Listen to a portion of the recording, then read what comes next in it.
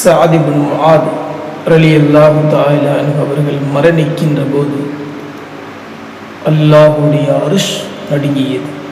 பயத்தாலா, கவலையாலா?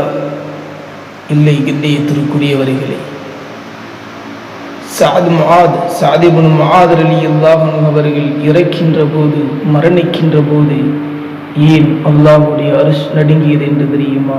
அன்பால் நடுங்கியது. இப்போதும் அல்லாஹ்விற்காக அல்லாஹ்வுடைய நினைப்போடு வாழ்ந்தவர்கள் சஅத் இப்னு முஆத் ரலியல்லாஹு அன்ஹு அவர்கள்.